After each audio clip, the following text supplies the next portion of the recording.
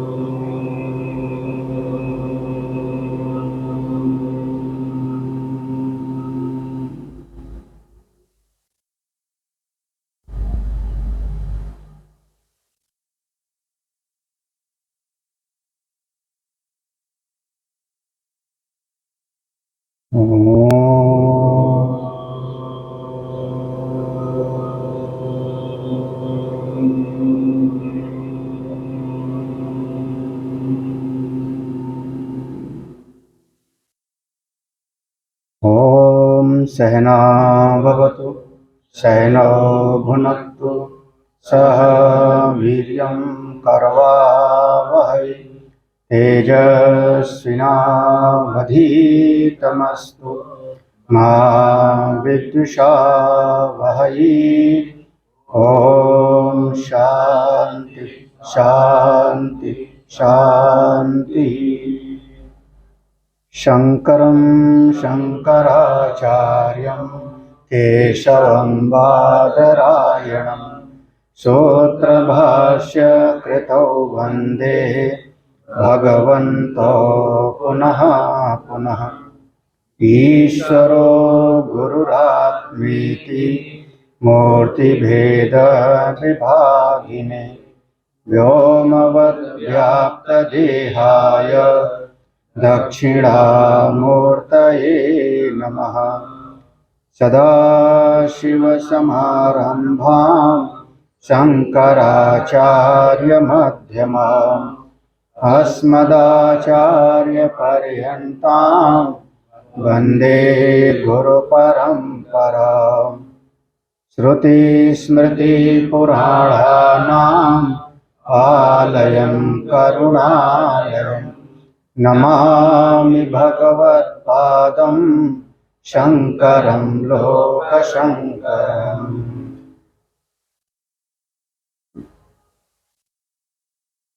ओम ये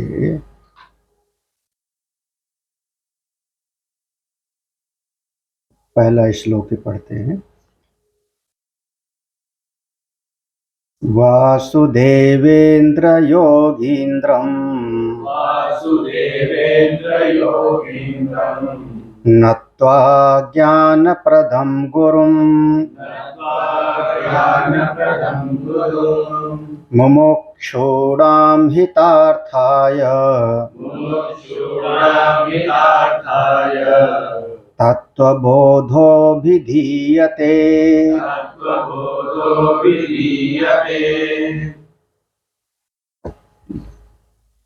जगत गुरु भगवान शंकराचार्य जी ने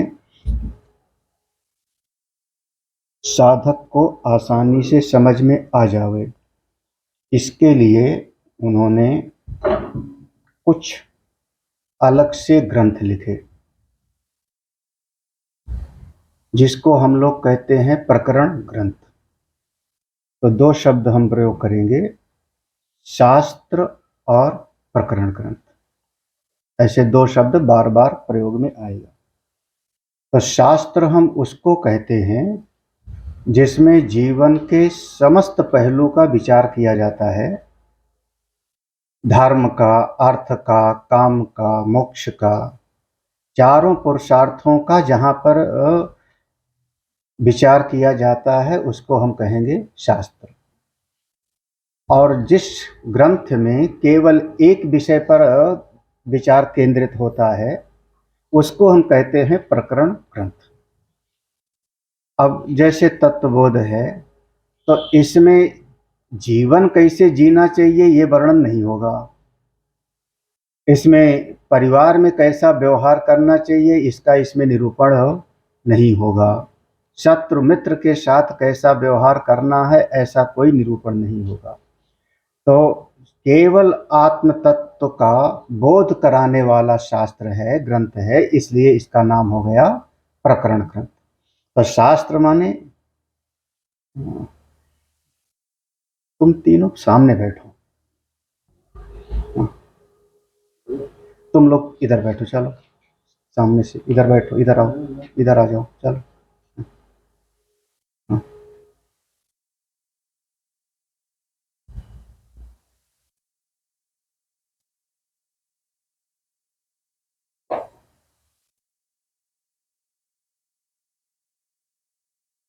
तो शास्त्र मतलब जिसमें जीवन के समस्त पहलू का विचार किया जाए उसका नाम शास्त्र, और जिसमें किसी एक विषय पर चिंतन केंद्रित होता है उसको हम कहते हैं प्रकरण ग्रंथ। तो यह प्रकरण ग्रंथ है जिसको स्वयं भगवान शंकराचार्य जी ने लिखा। जो साधक हैं उसमें तीन विभाग अगर हम कर सकते हैं। एक है शुरुआती साधक, प्रारंभ करने वाले। दूसरे हैं जो थोड़ी बहुत साधना कर लिए हैं, बीच के, मध्यम।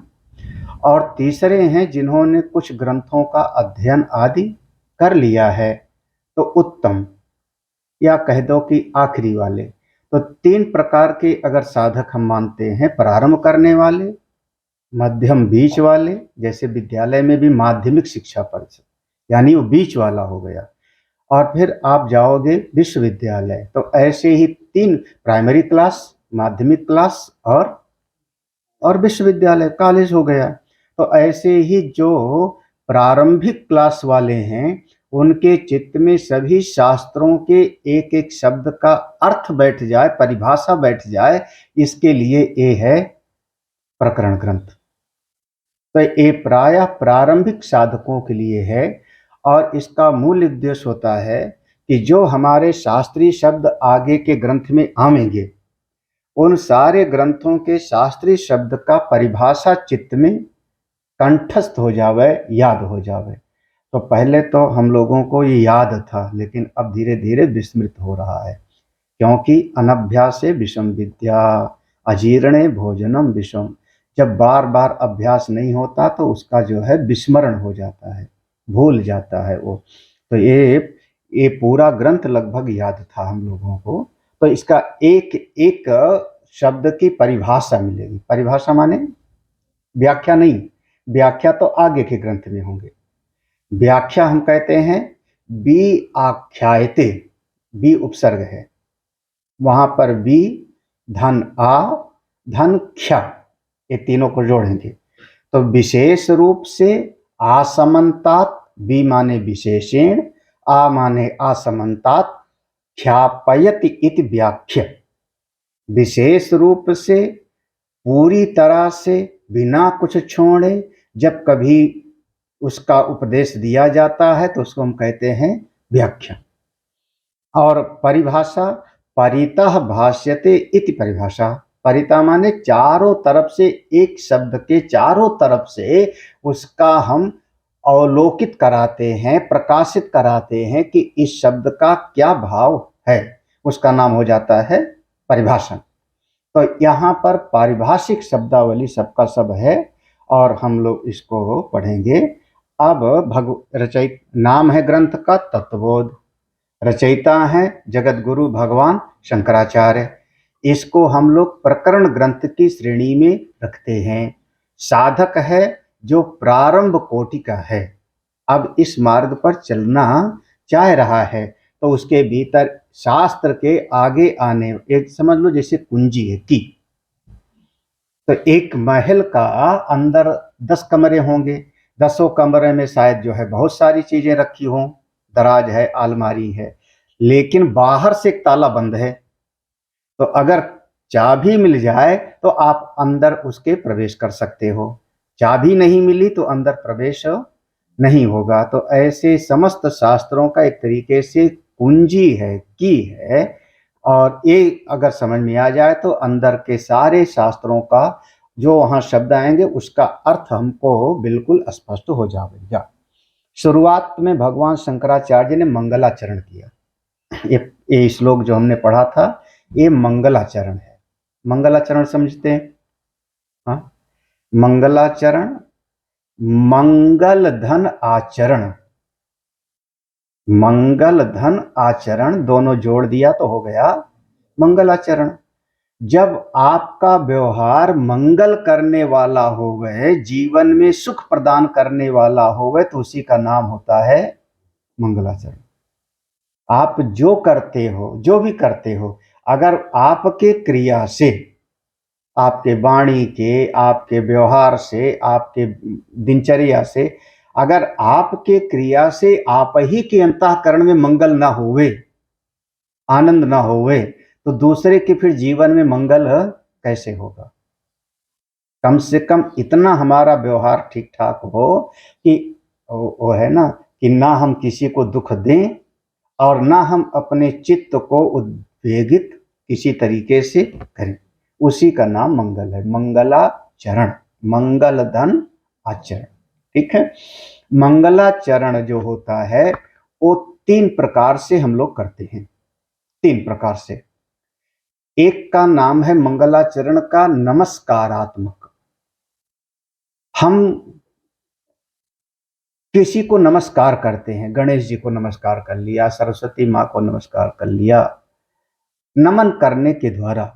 जब हम किसी को नमन करते हैं तो उसमें अपने अभिमान को हम झुकाते हैं, और जहां अहंकार झुकेगा वहीं पर उसको ज्ञान की प्राप्ति होगी, वहीं वो साधना कर सकता है, आगे बढ़ सकता है। ये जो अकड़ने वाला होता है वो कभी आगे नहीं बढ़ पाता। जितना अकड़ने वाला है, हम किसी को हाथ में कुछ पैसा भी देना चाहें और ऐसे करे, बीच में उठा हुआ, कैसे पकड़ेगा? अगर बीच में उठाओ, अगर हमने उसको 100 रुपया भी देना चाहा तो ऐसे नहीं पकड़ पाएगा, उसको ऐसे करना पड़ेगा, ऐसे ये नीचे थोड़ा सा झुक गया। तो जहां पर झुक जाता है वहीं वो कुछ चीज को ग्रहण कर पाता है। उंगली आपकी झुके ना तो किसी चीज को आप पकड़ नहीं पाओगे, अकड़ी रहे उंगली ऐसे। आप पकड़ के दिखाओ गिलास, गिलास भी पकड़ना होगा तो उंगली को थोड़ा झुकना पड़ता है। तो इसी प्रकार से जब हम नमस्कार करते हैं अपने गुरुदेव को, अपने इष्ट देव को, भगवान को, तब उसमें अपने अभिमान को हमने झुकाया, अहंकार को झुकाया, और उससे ज्ञान हमारे भीतर दिखता है। तो एक तो मंगलाचरण का तरीका हो गया नमस्कार करने का। दूसरा तरीका,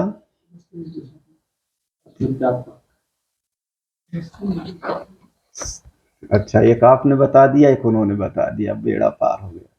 दूसरा है हम स्तुति करते हैं, स्तुति करते हैं। अब नमस्कार में तो हमने नमन किया, स्तुति में सामने वाले की महिमा का निरूपण करते हैं। स्तुति कहते हैं सामने वाला जैसा है उससे बढ़ करके हम उसकी महिमा का गायन करते हैं, तो इसका नाम होता है स्तुति। अगर सामने वाले ने इतना साधन किया है और उतना ही हमने चर्चा किया तो उसका नाम स्तुति नहीं होगा। इतना किया है और इतना, अगर किसी ने जो है मान लो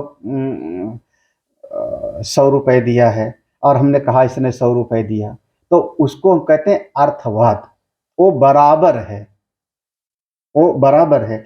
लेकिन हमने, उसने दिया 100 रुपए और हमने कहा बहुत बड़े उदार हैं, बड़े पुण्यात्मा हैं, तो क्या मतलब हुआ? अब 100 रुपए देने से उदार हो गया, 1000 रुपए देने से बड़ा पुण्यात्मा हो गया हो?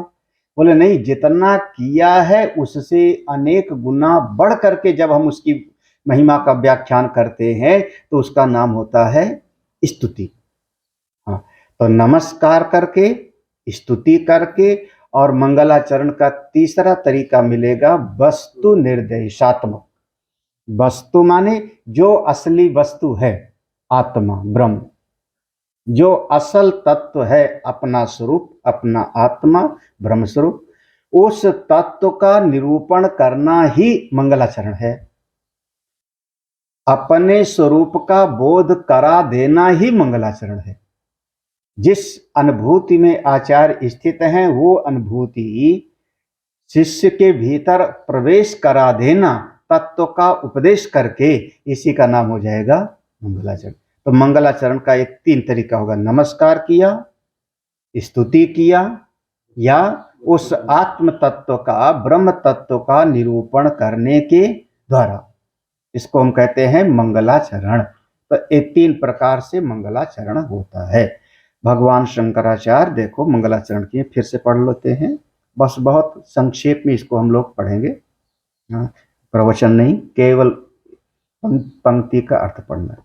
वासुदेवेन्द्र योगीन्द्रम नत्वा ज्ञानप्रदं गुरुं मुमुक्षूणां हितार्थाय तत्त्वबोधो विधीयते। देखो पहला शब्द है वासुदेव।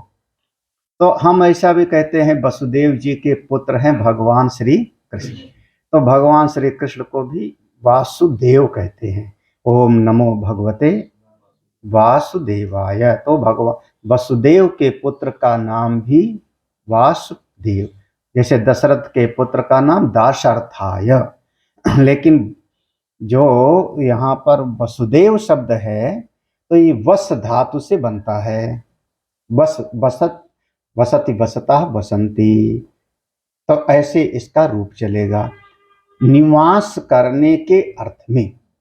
निवास करने, ये व्यक्ति यहाँ पर निवास करता है। तो एक श्लोक इसके अगले वाले पन्ने पर लिखा हुआ है, देख लेना।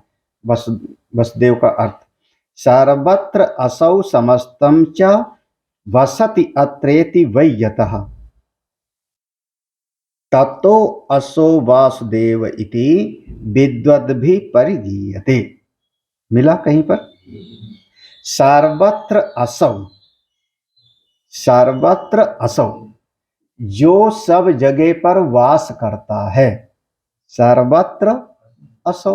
यह तत्व एक ऐसा है जो सब जगह पर निवास करता है, माने देश से अपरिच्छिन्न, देश से अपरिच्छिन्न, काल से अपरिच्छिन्न, वस्तु से अपरिच्छिन्न, देश काल वस्तु से अपरिच्छिन्न जो तत्व है वह वासुदेव है।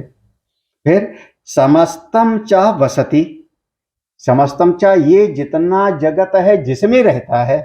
देखो जो सब में रहता है, सर्वत्र माने जो सब जगह है, देश काल वस्तु से अपरिच्छिन्न, और समस्तम च वसति, सारा जगत जिसमें रहता है। दोनों बातें हो गई ना, जो सब में है और सब जिसमें है। इसका मतलब वो सारे जगत का अधिष्ठान है।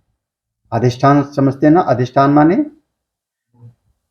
अधिष्ठान हम उसको कहते हैं, देखो अधिष्ठान हम उसको कहेंगे जो अपने ऊपर रखी हुई किसी भी चीज के गुण धर्म से प्रभावित नहीं होता और उसको अपने ऊपर आश्रय देता है, उसको हम कहते हैं अधिष्ठान। उसके गुण धर्म से बिना अप्रभावित हुए उस वस्तु को अपने ऊपर स्थान दे, दिखाई पड़े, उसको हम कहते हैं अधिष्ठान।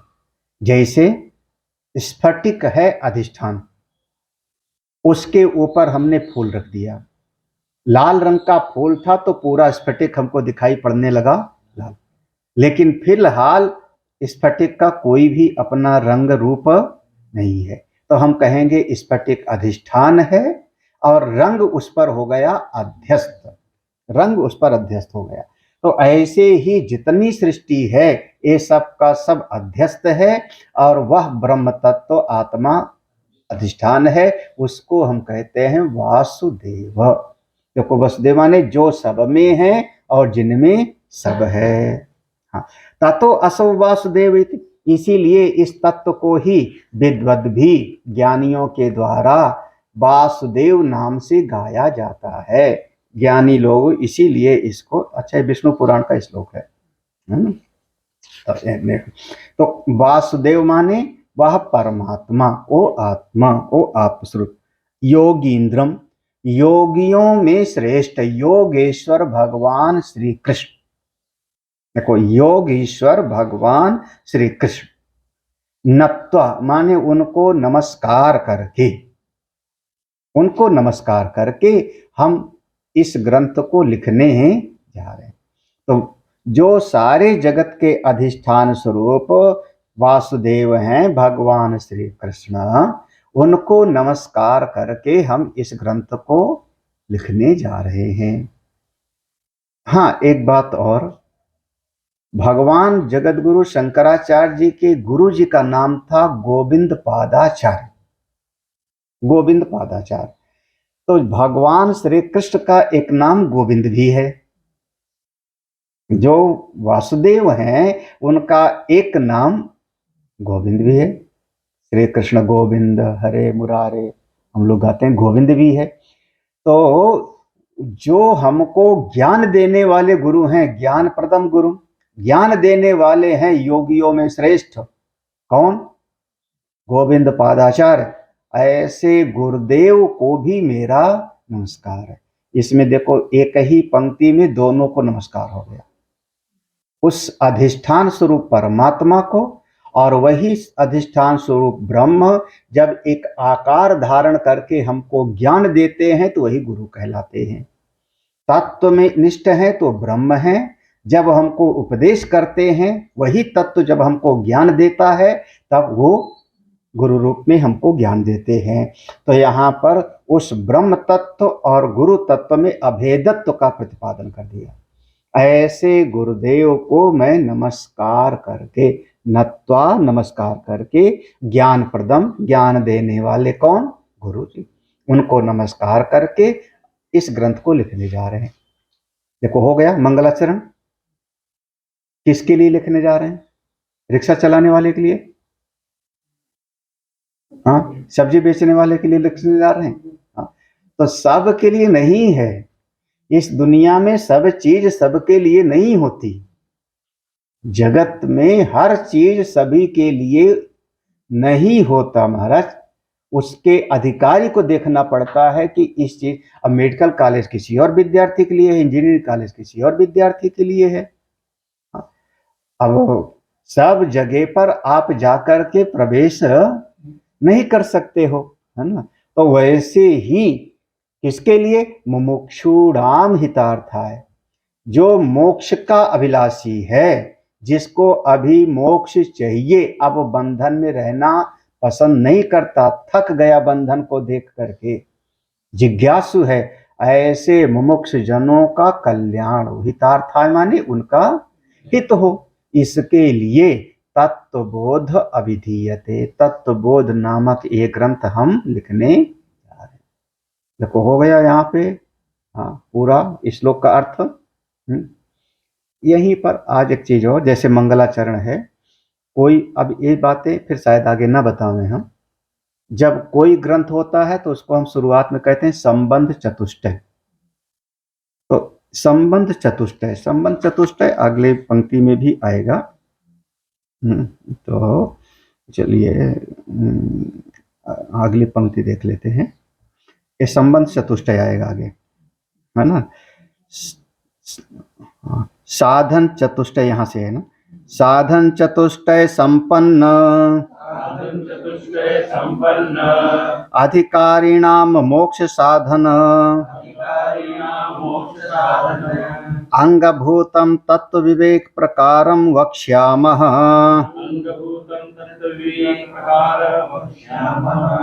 साधन चतुष्टय संपन्न अधिकारिणाम मोक्ष साधनंगभूतम तत्व विवेक प्रकारम वक्ष्यामः। साधन, देखो अनुबंध चतुष्टय में चार चीज होता है।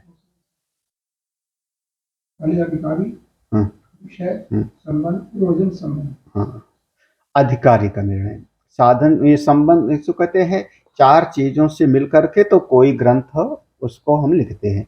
तो संबंध चतुष्टय, चतुष्टय माने चार, संबंध माने उसका एक आपस में एक दूसरे से संबंध है।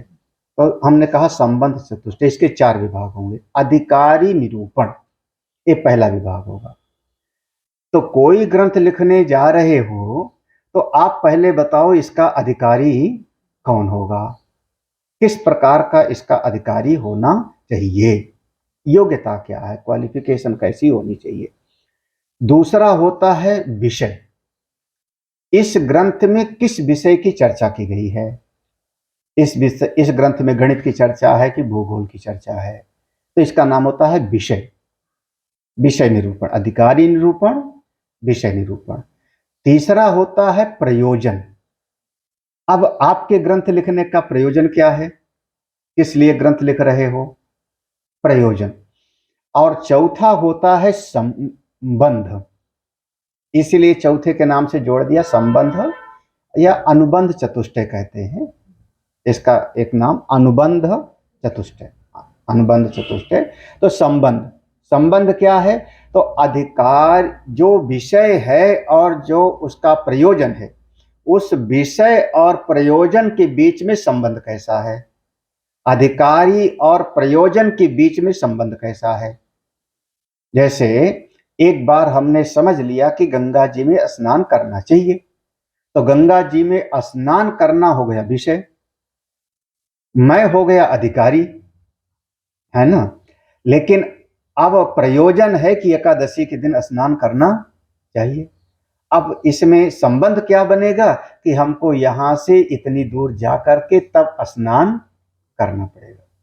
तो समझा, और समझने के बाद फिर हमको जा करके कुछ करना पड़ेगा, यही ना। एक तो ये हो गया कि इसको हम कहते हैं, जो अनुबंध चतुष्टय में संबंध की बात आएगी, इसको हम कहते हैं प्राप्य प्रापक भाव। प्राप्य प्रापक भाव, वस्तु कोई है जो प्राप्य है और हम उसको प्राप्त करना चाहते हैं। स्वर्ग है तो प्राप्य है और हम स्वर्ग को पाना चाहते हैं, तो यज्ञ आदि करना पड़ेगा। तो इसका एक नाम है प्राप्य प्रापक भाव। एक दूसरा नाम होता है चौद्य चोदक भाव। ये पूर्व मीमांसा के अंतर्गत ये होता है संबंध।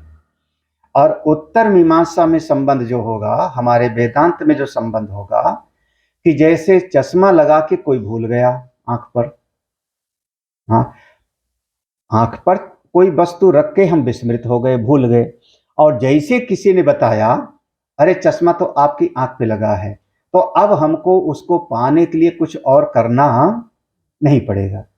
तो श्रवण करते ही हमको उस वस्तु की उपलब्धि भी हो गई। तो इसको हम कहते हैं बोध्य बोधक। बोध्य बोधक ये है हमारा जो है संबंध। सुनाया, सुनते ही जो वस्तु का हमने श्रवण किया वो मिल गई, वो प्राप्त हो गई। ये उत्तर पूर्व मीमांसा में वो दो प्रकार के भाव, उत्तर मीमांसा में ये दो प्रकार के, बोध्य बोधक और दूसरा होता है प्रतिपाद्य प्रतिपादक। ये इस प्रकार से अनुबंध होता है। तो देखो इस पंक्ति में कैसा है अधिकारी, साधन चतुष्टय संपन्न अधिकारी नाम। जो साधन चतुष्टय से संपन्न है वही इस ग्रंथ का अधिकारी है, वही इस ग्रंथ का अधिकारी है।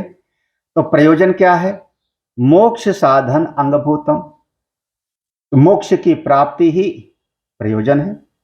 देखो अधिकारी हो गया साधन चतुष्टय संपन्न, प्रयोजन हो गया मोक्ष की प्राप्ति। अब मोक्ष की प्राप्ति कैसे होगी, उपाय क्या है, तो विषय हो गया अंगभूतम तत्व विवेक प्रकारम। जो तत्व के चिंतन से मोक्ष की प्राप्ति हो सकती है, जिस प्रकार से तत्व का चिंतन करते करते मोक्ष का अनुभव हो सकता है, उस तत्व के ज्ञान का हम प्रतिपादन करने जा वक्ष्यामः, हम उसका व्याख्यान करने वर्णन करने जा रहे हैं। ये भगवान भाष्यकार की प्रतिज्ञा वाक्य हो गया, ये प्रतिज्ञा वाक्य हो गया। इसी में चारों चीज हो गया, अनुबंध चतुष्टय का, अधिकारी साधन चतुष्टय संपन्न, प्रयोजन मोक्ष, विषय तत्व विवेक, और संबंध हो जाएगा बोध्य बोधक या प्रतिपाद्य प्रतिपादक। श्रवण करते करते जब हमने प्रतिपादन किया तो श्रवण करते करते सामने वाले को इसका अनुभव हो जावे, इसका नाम होता है प्रतिपाद्य प्रतिपादक। अब इसी पंक्ति को आगे पकड़ के रखना है। इसमें लिखा था ना साधन चतुष्टय संपन्न, तो साधन चतुष्टय क्या हो गया? नहीं, क्या क्या क्या क्या कह रही हूं? नहीं, क्या हुआ बोलो ना। नहीं कुछ तो पहले क्या नहीं लिया?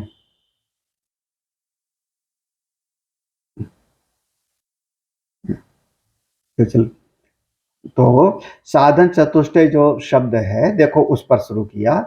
साधन चतुष्टयम किम, साधन चतुष्टयम किम, नित्य अनित्य वस्तु विवेकः, इह अमुत्र अर्थ फल भोग विरागः, समाधि षटक संपत्ति, मुमुक्षुत्वम चेति। अब पहला प्रश्न हुआ साधन चतुष्टयम किम, ये साधन चतुष्टय क्या चीज है? ये बार बार आया ना साधन चतुष्टय, तो साधन चतुष्टय, चतुष्टय माने चार चीजें, और साधन माने जो साध्य तक ले जाने का साधन है। तो ये साधन चतुष्टय कौन सी चीजें हैं? तो कहा साधन चतुष्टयम की वो जो पंक्ति है उसका अर्थ इतना है।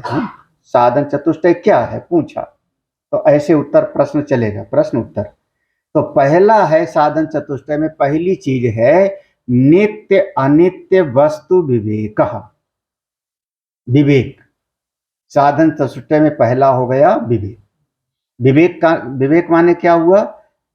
नित्य और अनित्य, नित्य और अनित्य इसका थोड़ा तो विवेक होना चाहिए। कौन सी चीज अनित्य है और कौन सी चीज नित्य है? हाँ, किस चीज को खाने पर हमको थोड़ी देर के लिए सुख मिलेगा? अनित्य होगा। किस चीज को खाने पर हमारा शरीर ज्यादा समय तक स्वस्थ रहेगा? इतना तो कम से कम विवेक होना चाहिए। अब पुराने लोग जब कपड़ा भी खरीदते थे तो देखते थे कौन सा कपड़ा ज्यादा दिन चलेगा। उसको पुराने लोग जब कपड़ा खरीदने जाते थे तो ऐसे उसको ऐसे पकड़ के ऐसे ऐसे देखते थे, मार्किन का कपड़ा है कि कौन। तो ये कपड़ा 2 महीना में फट जाएगा, ये कपड़ा जो है 6 महीना चलेगा। तो और फिर वो जो ज्यादा दिन चलने वाला कपड़ा होता था वो खरीदते थे। हाँ, फिर पहले जब सिलाई भी होती थी तो दर्जी भी ऐसा सिलता था जो थोड़ा ढीला ढाला रहता था तो ज्यादा दिन चलता था। महाराज उसके बाद धीरे धीरे जमाना बदल गया। अब कपड़े के मामले में तो बस नहीं, फिटिंग वाला हो गए। पूरा चलने की बात नहीं है, चाहे 2 ही दिन पहनना हो गए ड्रेस को, 4 ही दिन पहनना हो गए, बस 2 दिन। वो हमको कुर्ता सिलवाया था ना लखनऊ में, वो ये हमारा कृष्ण तो पहनता है ऐसे कपड़े फिटिंग वाले। कब से हाँ, वो अमृत ने हमको सिलवाया था ना, ऐसे जो है पहनो तो पूरा शरीर से चिपका रहे। 2 ही 4 बार में हमने जो है उसको जो है हमने रिटायर कर दिया ना। तो अब वो चीज की फैशन अलग चीज है भाई। हाँ, लेकिन समझदारी ये है कि नित्य अनित्य वस्तु विवेक, नित्य और अनित्य का विवेक होना चाहिए। ये पहली चीज है। साधन चतुष्टय में पहला चीज हो गया विवेक। विवेक किसका? नित्य और अनित्य। कौन सी चीज थोड़ी देर के लिए है और कौन सी चीज हमारे पास टिकाऊ होगा, ज्यादा दिन देगा, इतना तो विवेक होना चाहिए। दूसरा है विराग। जो शब्द है उसका नाम है विराग यहाँ पर, है ना। तो विराग को देखो क्या करें। इह अमुत्र अर्थ फल भोग विरागा। इह माने इस लोक में, अमुत्र माने परलोक में, इस लोक में, अमुत्र माने स्वर्ग आदि परलोक में। तो इह लोक अथवा स्वर्ग आदि में अर्थ फल भोग, जो यहाँ पर वस्तुएं हैं, अर्थ माने जो यहाँ पर वस्तुएं हैं, अथवा स्वर्ग आदि में जो वस्तुएं हैं, आनंद कानन वन है, महल है इत्यादि, तो उसमें फल भोगने की इच्छा न होवे। कल्प वृक्ष है स्वर्ग में, लेकिन बैठ करके कोई कामना ना होवे आपके भीतर, अब कैसा लगेगा? वहां स्वर्ग में कल्प वृक्ष है और कल्प वृक्ष के नीचे बैठ करके कोई कामना नहीं है, तो वहां हो गया अर्थ फल भोग विराग। विराग माने क्या? किसी भी वस्तु पदार्थ में भोग की इच्छा का ना होना। अब यहां वस्तु को भगाने की बात नहीं है, हाँ, कि वस्तु को हमने तोड़ डाला, ऐसा कुछ नहीं। उसमें फल भोग विरागा, अर्थ ऐसे है ना, यह अमूत्र, अर्थ फल भोग विरागा।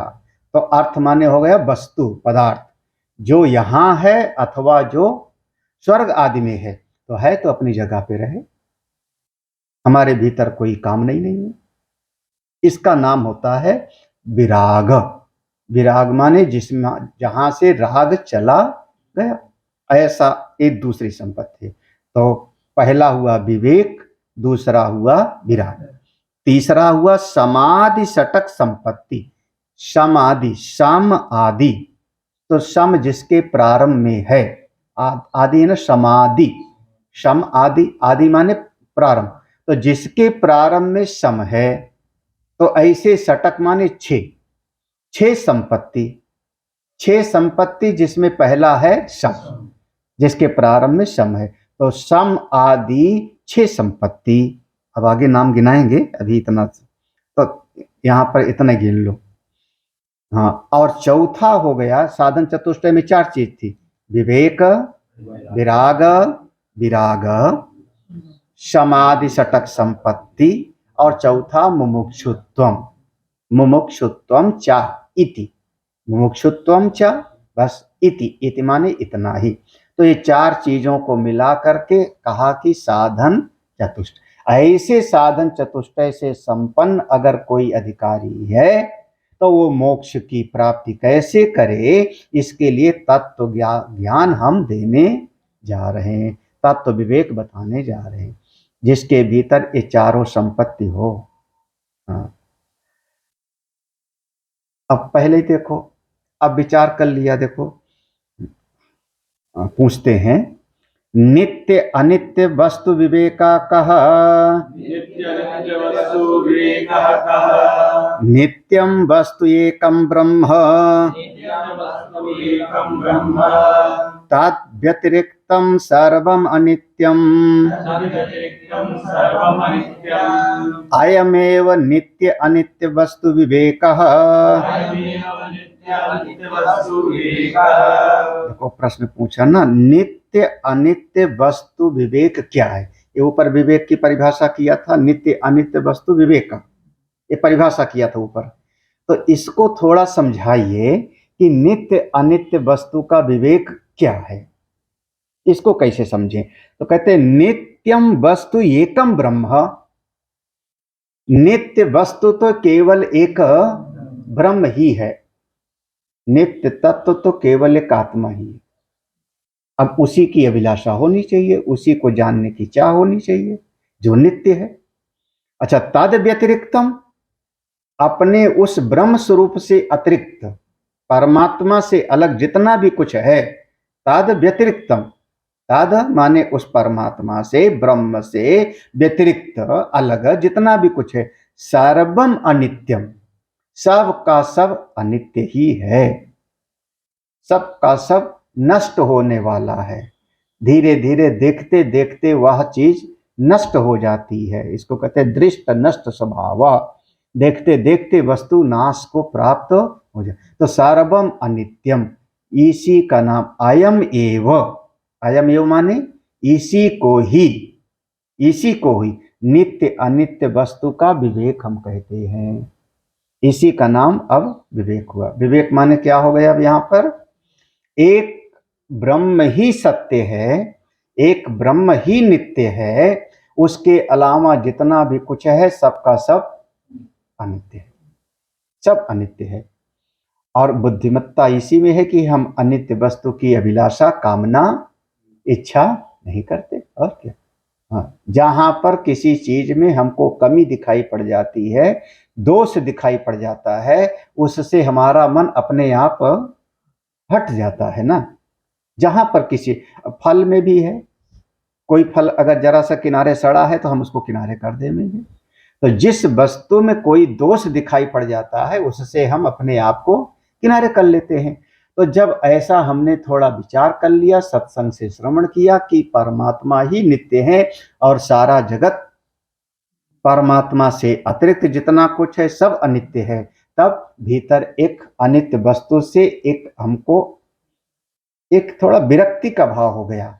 नहीं, अब हमको ये चीज नहीं चाहिए, ये चीज हमको नहीं चाहिए, ये चीज हमको नहीं चाहिए।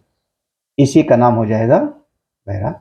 देखो, वैराग्य का अर्थ करते हैं, इह मूत्रार्थ फल भोग विराग कह,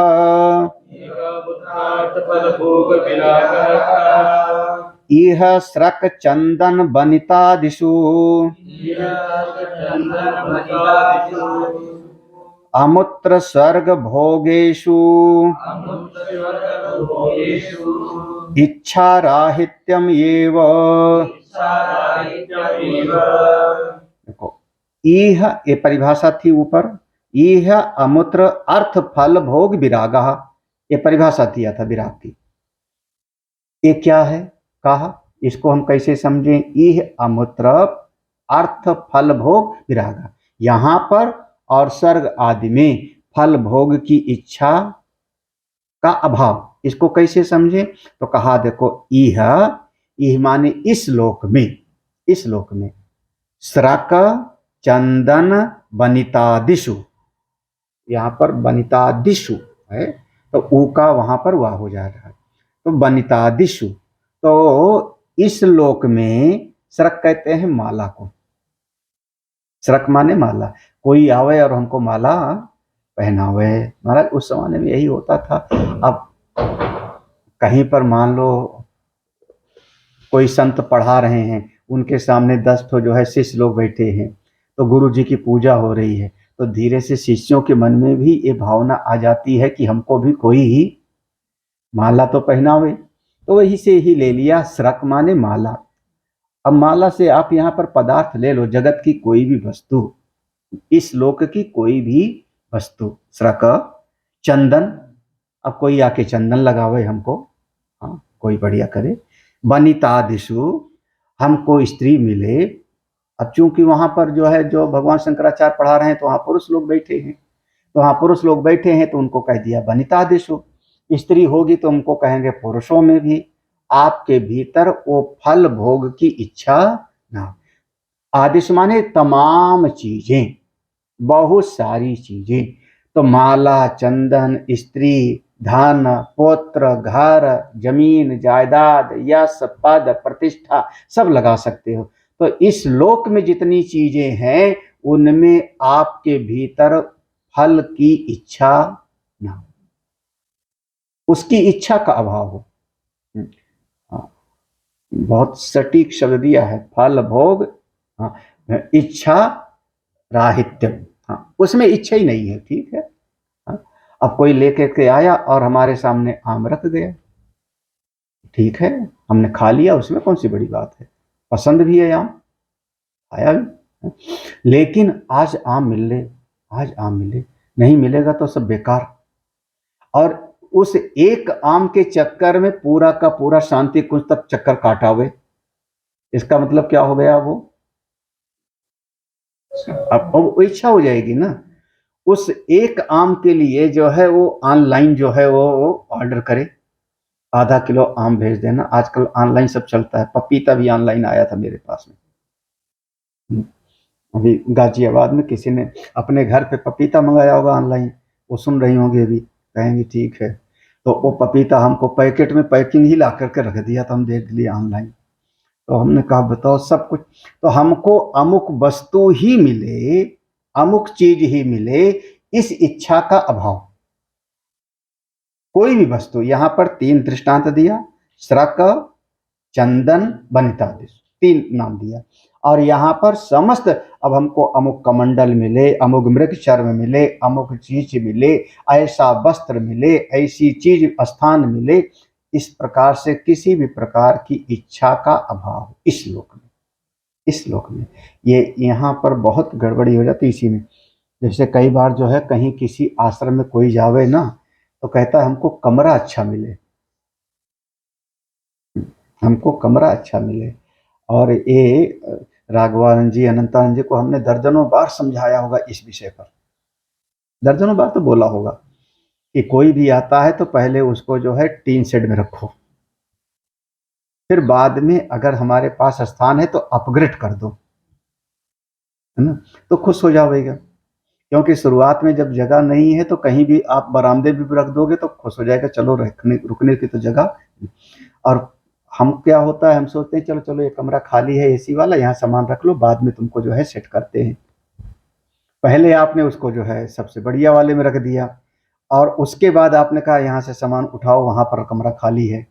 महाराज पक्का समझ लेना दुश्मन आप हो जाओगे, आप दुश्मन हो जाओगे। देखो क्यों? क्योंकि आपने अब उसको जो है डिग्रेड कर दिया ना, डिमोशन कर दिया। तो वो तो पहले देखा अच्छा एसी कमरा है, बढ़िया आया हो, ठीक था, बढ़िया।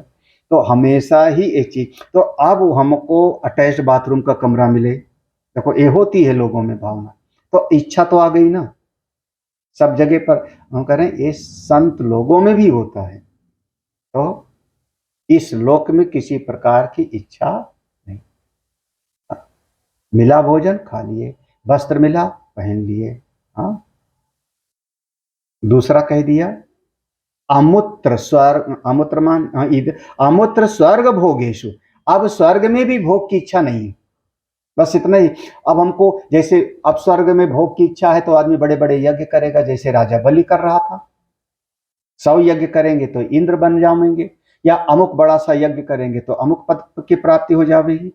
तो हमको अब स्वर्ग में भी कोई फल भोगने की इच्छा नहीं, कोई इच्छा नहीं है। और कई बार कितनी बार जो है जब चुनाव लड़ते हैं नेता लोग तो बड़ा बड़ा अनुष्ठान कराते हैं, हवन वगैरह कराते हैं। क्यों? क्योंकि हमको मंत्री पद मिल जाए, चुनाव में जीत जाए। तो यही समझ लो, ये अमूत्र, अमूत्र माने स्वर्ग आदि में जो परोक्ष है, जो हमसे अभी दूर है, वहां पर हमको सुख मिल जावे। तो ऐसा इच्छा राहित्यम एव, इस प्रकार से किसी प्रकार की इच्छा का अभाव हो जाना, इसी का नाम होता है विराग। ना तो इस लोक में कोई इच्छा है और ना परलोक, और फिर भी हम परिश्रम करते हैं, आलसी नहीं है। अब यही गड़बड़ है कि कोई चाह नहीं तो आलसी बन गए, कमरे में बैठे रहे ना, फिर भी हम परिश्रम करते हैं। क्यों? क्योंकि शास्त्र का, वेद का वचन है कि जब तक जीवन है तब तक आप कर्म करते ही रहो। गुरु जी का वचन है, वेद का वचन कहां से लोगे? कुर्वन्नेवे कर्माणि स्थिरैः अंगैः स्तुष्ट्वा गुंसस्तनूभिः यशेम देव हितं यदायु। कहीं से भी वेद से, वेद में लिखा, हाँ वेद में वर्णन आया, फिर आचार्य का वचन है। तो इसलिए हम परिश्रम करते रहेंगे और चाहेंगे कुछ नहीं। कितनी बढ़िया बात होगी। आप अगर आप नहीं चाहोगे तो आप जिस समय कोई कर्म कर रहे हो उसी समय आप सुखी रहोगे, कर्म करते क्षण ही सुखी हो जाओगे। इसको कहते हैं कर्म करते हुए भी आनंद मिलता है। क्यों? क्यों कर्म करते हुए ही आनंद में, क्योंकि हमको कुछ आगे प्रतिफल नहीं चाहिए। उसको आज की भाषा में कह दो कि कर्म करते हुए एंजॉय करो। हाँ, अब भाई एक व्यक्ति को अगर बद्रीनाथ जाना है तो गाड़ी चलावेगा, तब उसके सामने लक्ष्य कोई और हो गया। और एक व्यक्ति शाम को गाड़ी उठाया, कोई लक्ष्य नहीं, कहीं नहीं जाना, और फिर भी घूमने से निकल पड़ा, और जैसे अभी बूंदाबांदी हो गई, ऐसे बूंदाबांदी हो जाए तो क्या कहेगा वो? क्या कहेगा अब ड्राइविंग करने में? हाँ, हाँ, लॉन्ग ड्राइव पर जा रहे हैं। हाँ, आज तो हमारा जो है एक मौज मस्ती का दिन है। अमेरिका में जैसे 5 दिन काम करते हैं और 2 दिन फिर तो इंजॉय करते हैं, गाड़ी लेके निकल गए कहीं जंगल में, तो आज हम इंजॉय करने गए। तो वो क्या हो गया, बोले अब वहां कर्म करते हुए ही आनंद है ना उसको, वो गाड़ी चलाते चलाते ही आनंद में, क्योंकि कोई उसके सामने गंतव्य विशेष नहीं था। तो कर्म करते हुए ही आनंद मिल जाएगा। कब? जब आपके मन में किसी भी प्रकार की इच्छा का अभाव होगा। तो ये है विराग, इसको कहा जाता है वैराग्य। वैराग्य माने शास्त्र की भाषा में पेड़ के नीचे और नंगे खड़े हो जाने का नाम वैराग्य नहीं है। हम लोग उसको वैराग्य नहीं समझते। पेड़ के नीचे खड़ा हो गया, एक लंगोटी लगाए, वहां से देखता है वो भगत आवेगा तो पैसा चढ़ावेगा, तब तो उसको नाम फिर वैराग्य नहीं। वैराग्य माने भीतर से आप बिल्कुल तटस्थ हो गए। बस यह स्रक चंदन बनतादिषु अमुत्र स्वर्ग भोगेशु इच्छा राहित्यम। देखो, सर्वभोगेशु इच्छा, किसी प्रकार की इच्छा नहीं। और इच्छा बनाओगे तो फिर मन में चाह बनाओगे तो फिर अब तो गड़बड़ हो जाएगा मामला। समोसा खाने की इच्छा है ना, और कैमरा में दिखेगा मुझको, क्या करोगे? अभी तक तो गुरुजी को पता नहीं लगता था, समोसा आया और खा भी गए, पता ही नहीं लगता था, है ना। अब तो बैठ करके पंचौरा करोगे और हमको दिखाई पड़ जाएगा। पता नहीं, हम ये प्रपंच से हम बहुत हमको चिढ़ है। चार लोग बैठ के जब गप लगाते उससे मुझको घोर चिढ़ है। और वही करते हो गलती सब लोग, है ना। तुम भी करते हो, 10 बार समझाओ फिर भी नहीं समझोगे। गीता पढ़ो, उपनिषद पढ़ो, शास्त्र पढ़ो, ध्यान करो, जप करो, सेवा करो, व्यवस्था संभालो, बैठ करके हाँ बुढ़ौती आ गई, सीखोगे नहीं। केवल बुद्धि से फिर बौद्धिक ज्ञान हो जाएगा। कल शाम को बैठे थे तो कौन सी ज्ञान की बात हो रही थी? गीता की, उपनिषद की? कौन से श्रेष्ठ ज्ञान की बात हो रही थी? हाँ, तो फिर समय क्यों बर्बाद कर रहे थे? अगर बैठ करके शास्त्र चर्चा कर रहे थे तो हम चलो उसमें तो छूट दे दें। जबकि आप सबको पता है कि स्वामी जी को 9 साढ़े 9 के बाद जगना पसंद नहीं। 9 साढ़े 9 के बाद में लाइट सब बंद होनी चाहिए। तुम लोग जो 11 बजे तक जगते हो ना कभी कभी 11 बजे, वही गड़बड़ है। तुम सुधरोगे नहीं, हमको पसंद नहीं। पुराना साधना शिविर का टाइम याद है कि नहीं? राम तीर्थ को नहीं याद है, बीना को नहीं याद है पुराना साधना शिविर का? 9 बजे हम घूमा करते थे चारों तरफ, याद नहीं है? बीना को नहीं याद आ रहा? तो तुम तीनों तो हो पुराने। ओके, फिर 9:30 बजे पंचौरा क्यों शुरू हो जाता है? तो अब अनंतानंद है, इनकी व्यवस्था संभालनी है, ये तो कर सकते हैं, किसी को हेल्प चाहिए, लेकिन खड़े होकर के कहीं पर हम देख गए तो फिर आगे से सावधान, नहीं तो सावधानी हटी दुर्घटना घटी। ऊपर डाइनिंग हॉल में भी एक लगाओ कैमरा, लगा दिया, बहुत बढ़िया, गुड। हाँ, क्योंकि सारा पंचौरा वहीं होता है। हाँ, हाँ, वहीं बैठ करके पंचायत होती है। चलिए, तो समय का अपने सदुपयोग करिए, समय का सदुपयोग। ये जो समय चला जाएगा दोबारा नहीं आवेगा। और केवल मीठी मीठी बातों से नहीं पिघलने वाले, आप व्यवहार में चेंज करके दिखाओ। तुम 4 लोग बैठे थे, कृष्ण भी वहां बैठ करके गप लगा रहे थे, नहीं लगा रहे थे तो सुन रहे थे, क्योंकि मजा आता रहा था बात में, है ना। तुम भी थे, नहीं थे? तो बिल्कुल, हम एक बार वहां से सोफा सेट हटवाए, लखनऊ से भी हटवाए थे, याद है? लखनऊ से भी हटवाया था हमने एक बार, है ना। खटिया डाल के बैठते थे वहां पे। हाँ, याद है ना, वो सामने खटिया डाला करते थे। हाँ, वो कहते हैं ना, मर जावेंगे बदलेंगे नहीं। वो रामानंद और चिदानंद और कृष्णानंद वही खटिया डाल के बैठ जाते। सोफे हटा दिए ऑफिस में, तो सोफे हटा दिए सर, जाके कोई लेटता था, कोई बैठता था, बात करता था, तो बड़ा कुर्सी लगा दी प्लास्टिक वाली, तो वहां कुर्सी पे बैठे। अब हम चले आए ना, वहां से हम चले आए, तो अब वहां पर उसमें कैमरा चल के लगवाएंगे उसके अंदर भी, क्योंकि अब हम चले आए हैं, तो अब चले आए हैं तो सब सेट हो गया होगा। जब जाने का होगा तो 1 जुलाई को सब फिर सेट सट जाएगा। ऐसे कर लेते हैं। अभी चल करके वहां का जो बरामदा है उसमें भी एक कैमरा लगवाते हैं, ध्यान रखना। वो जो बरामदे में जहाँ सोफा सेट रखा है, अब वहाँ पर लेंस नहीं है ना, वहाँ पर भी लगाना। तो हाँ, तो इह अमुत्र, हाँ, इह स्रक चंदन वनतादिषु अमुत्र स्वर्ग भोगेषु इच्छा राहित्यम एव, इसी का नाम हो गया विराग। इच्छा के अभाव का नाम हो गया। तो दो साधन चतुष्टय में दो हो गया, विवेक और वैराग। तीसरा था समाधि सटक संपत्ति कह, नहीं का है, कहा नहीं, समाधि सटक संपत्ति का शमो दम उपरति स्थितिक्षा श्रद्धा समाधानम चेति। तो पूछा समाधि सटक संपत्ति क्या चीज है। देखो समाधि सटक संपत्ति तीसरी चीज कहा था साधन चतुष्टय में, तो वो क्या है। तो नाम गिनाया पहले, ये 6 नाम गिनाए, सम दम उपरति तितिक्षा श्रद्धा और समाधान। ये देखो साधन चतुष्टय क्या है, नाम फटाफट बोल दिया, सम दम उपरति तितिक्षा श्रद्धा समाधान, बस इसका नाम। ये परिभाषा है पूर्ण, एक एक पंक्ति में परिभाषा है। जैसे विराग क्या है, इह मूत्रार्थ, इह अमूत्र अर्थ फल भोग इच्छा राहित्यम, इह अमूत्र अर्थ फल भोग विरागः। तो ये जो है परिभाषा हो गई सीधी सीधी। तो 6 चीजें हो गई।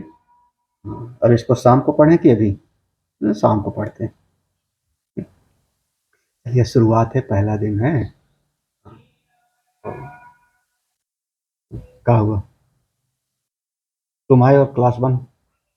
ओम पूर्णमदः पूर्णमिदं पूर्णात् पूर्णमुदच्यते पूर्णस्य पूर्णमादाय पूर्णमेवावशिष्यते। ओम शांति शांति शांति। हरि ओम। श्री गुरुभ्यो नमः। हरि ओम।